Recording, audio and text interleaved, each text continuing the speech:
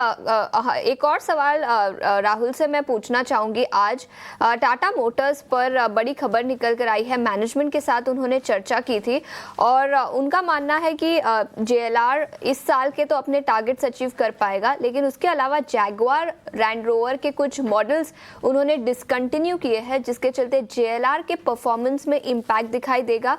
China से demand कमजोर है, जिसके चलते ग्लोबल मार्केट्स ऑटो डिमांड में कमजोरी नजर आ सकती है, लेकिन डोमेस्टिक मार्केट पर उनका नजरिया फिर भी पॉजिटिव है। कर्व और हैरियर ईवी जो उन्होंने लॉन्च की थी, जिसके चलते पैसेंजर व्हीकल डोमेस्टिक मार्केट से डिमांड अच्छी रह सकती है, लेकिन फिर भी जेएलआर से काफ़ी कमजोरी दिखेगी, जिसके चलते यहाँ पर कमजोरी नजर आ सकती है। राहुल, फंडामेंटल्स पर देखें तो इसका किस तरह का इम्पैक्ट दिखेगा और क्या राय होगी आपकी टाटा मोटर्स पर? मेरे ख्याल से दो तीन चीज है टाटा मोटर्स की। एक तो वैल्यूएशन के लिहाज से आप देखो 8 टाइम अर्निंग्स पे मिल रहा है स्टॉक, बहुत ही सस्ता है।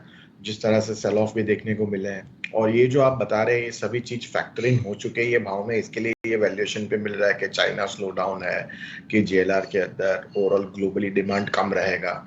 लेकिन दो तीन चीज पॉजिटिव भी जो है कि डोमेस्टिक काफी स्ट्रांग रह सकता है। बी आप कमर्शियल व्हीकल की बात करें, पैसेंजर व्हीकल की बात करें, जहाँ पे न्यू लॉन्चेस, ईवी लॉन्चेस की जो बात है, तो मेरे ख्याल से ये काफी हद तक अच्छा रहेगा।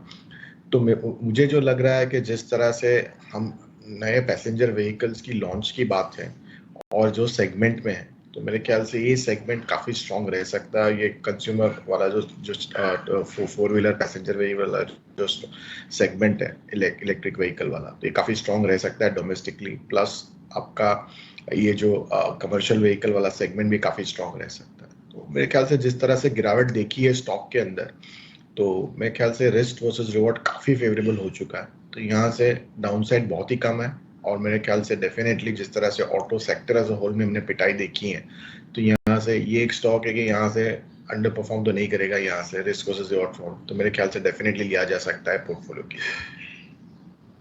दिया जा सकता है, अंडर परफॉर्मेंस नहीं करेगा ये स्टॉक पर।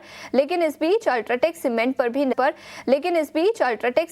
भी नजर डालेंगे। इनफैक्ट पिछले कुछ दिनों से सीमेंट सेक्टर को लेकर काफी कुछ खबर निकल कर आई है।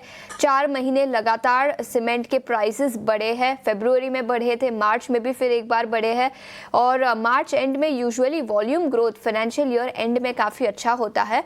इनफैक्ट नुवामा ने अल्ट्राटेक सीमेंट के मैनेजमेंट के साथ बातचीत की और उनका मानना है कि cost saving initiatives on track है, कंपनी के ग्रोथ प्लान्स काफी अच्छे हैं। सीमेंट सेक्टर पर आपकी क्या राय होगी राहुल? और कंसोलिडेशन तो काफी हुआ है, तो उस लिहाज से देखें तो सीमेंट सेक्टर पर किस तरह का ट्रेड बनेगा? मेरे ख्याल से काफी हद तक ये जो नंबर्स आते रहे हैं, तो मेरे ख्याल से Q3 एंड Q4 हिस्टोरिकली मेरे ख्याल से सीमेंट क्षेत्र के लिए बहुत ही अच्छे रहते हैं। तो जिस तरह से Q3 के नंबर्स देखे हमने अल्ट्राटेक के, काफी स्ट्रांग नंबर थे, और Q4 में मेरे ख्याल से जो उनकी गाइडेंस है तो काफी स्ट्रांग है। इसीलिए हम प्राइस में देख रहे हैं कि गिरावट देखने को नहीं मिली ना इधर अल्ट्राटेक के अंदर। तो मुझे लगता है कि ये प्राइजेस फर्म रहेंगे, डिमांड कंटिन्यूड रहेगा, और दोनों क्वार्टर्स के नंबर्स देखे और जो गाइडलाइंस थी मेरे ख्याल से most of the cement companies के अंदर, तो UltraTech obviously large cap space के अंदर मेरे ख्याल से रिसेंट में 10% गिरावट भी देखने को मिला है ऊपर के भाव से, तो वैल्यूएशन थोड़ा मेरे ख्याल से बेटर हो गया है।